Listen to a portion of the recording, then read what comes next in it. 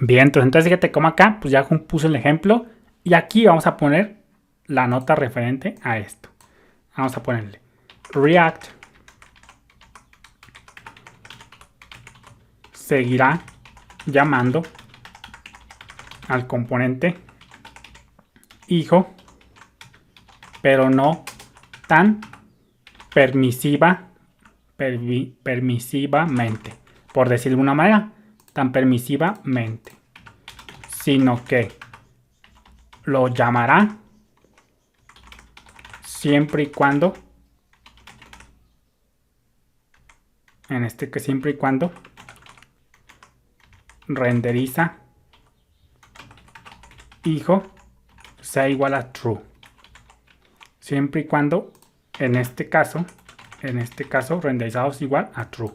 Entonces, si vamos a hacer esto, dice React seguirá llamando el componente hijo, como lo tenemos por acá, pero no tan permisivamente, no tan directo. Vamos a ponerle no tan directo, sino que lo llamará siempre y cuando en este caso renderiza hijo sea igual a true. Efectivamente, entonces, como yo te dije, siempre que tú veas un componente de React en tu código de esta manera, lo que hace básicamente es que React lo está llamando. Y ese llamado, pues al final de cuentas, de manera general, a grandes rasgos, va a terminar retornando un pedacito del DOM. Va a terminar, en este caso, retornando lo que haga tu componente. En este caso, lo que tengas en el return, entre otras cosas. Pero normalmente, hablando de este contexto, hablando de este punto, pues un componente de React, ya sea de clase o un function component, pues al final de cuentas, cuando lo llama React, al final de cuentas, pues una parte de lo que hace es dibujar en la pantalla lo que tú le pusiste en el return. Entonces acá en este punto, fíjate cómo acá estamos llamando, tenemos aquí React, tenemos aquí este componente hijo dentro del return. Entonces, pues un return, como ya sabemos, no es más que un return de una función normal, ya sea si estamos en un componente de clase o en un function component. Al final de cuentas, el return se va a evaluar normal, como pasaría en un return de una función, etc. No hay nada mucho que decir. Pues ahora sí que un return es como el return, como los que ya conocemos en cualquier función. Entonces, pues eso, entonces cuando tú haces un return y React ve un componente, pues lo que hace básicamente es llamarlo y al final de ese llamado se va a dibujar, va a ser lo que retorne ese componente. Entonces, pues aquí lo está llamando, sí, pero fíjate cómo dependemos de una condición renderizado igual a true. Por ejemplo, si renderiza hijo es igual a false, pues no lo va a llamar tan directamente, sino hasta que renderizado hijo vale igual a true. Y acá, fíjate cómo tenemos dos ejemplos. Vamos por acá. Lo ponemos acá, caso contrario.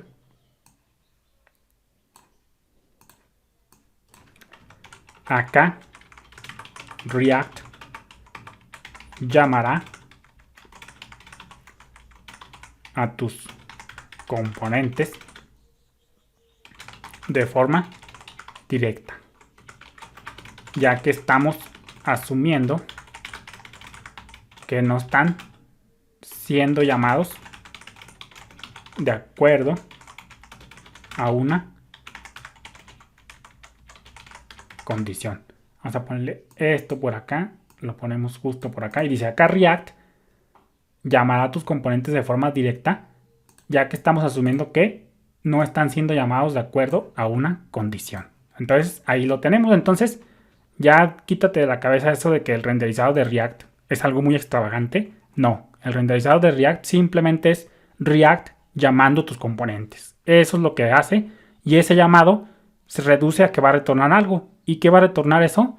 Pues retorna un pedacito del DOM. Entonces, pues el renderizado no es más que React llamando tus componentes y esos componentes a su vez reducen de manera general a grandes rasgos lo que terminan importando, por decirlo de una manera, es el return para dibujarlo en el DOM.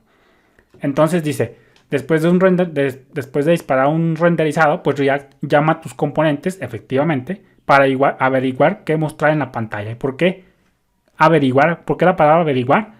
Porque él sabe que un componente va a retornar un DOM y de acuerdo a lo que retorne ese componente, de acuerdo a lo que tenga el return en ese componente, pues sabe lo que va a mostrar en la pantalla. Entonces, pues React tiene que ir a ver el método render, y en este caso lo que le pongas en return para que sepa que va a renderizar en pantalla. Entonces por eso dice para averiguar, porque un componente retorna algo. Entonces pues fíjate cómo ya queda poco a poco todo esto desmitificado. Entonces dice por acá, vamos a continuar con otras anotaciones justo por acá.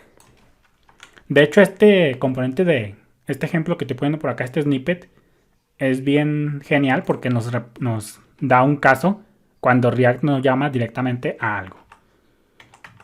Dice en el renderizado inicial, vamos a hacer un zoom por acá. En el renderizado inicial, React llamará al componente root. Luego acá ponemos esto. En las siguientes renderizaciones. ¿Qué es una renderización? Pues no es más que React llamando a tus componentes, repito. En las siguientes renderizaciones, React llamará al function component o class component, dependiendo de esto. Todo esto que estamos viendo aplica para class components, que es la forma antigua de React, por decirlo de una manera, y la forma ahora de function components a través de hooks. Entonces esta explicación aplica tanto en class components como en hooks, que vamos a ver después. Llamará al function component cuya update de estado haya disparado la renderización. Entonces fíjate, vamos a volver a leerla. Y dice, en el renderizado inicial, React llamará al component root, comúnmente llamado app, por ejemplo, y de los pocos componentes que no tienen padre. Entonces dice, React llamará al componente root, comúnmente llamado app, todo muy bien, y de los pocos componentes que no tienen padre. Entonces cabe mencionar eso. Y luego dice, en las siguientes renderizaciones, es decir, después del render inicial, React llamará al function component o class component cuya update de estado haya triggered la renderización. Entonces lo vamos a poner por acá y lo ponemos, por ejemplo, en azul. Y ahí lo tenemos. Entonces ahora viene lo más interesante. Dice, en las siguientes renderizaciones, React llamará al function component class component cuyo update de estado haya disparado la renderización. Obviamente, entonces aquí, por ejemplo, cuando se actualiza en este caso, con onMounting, por ejemplo,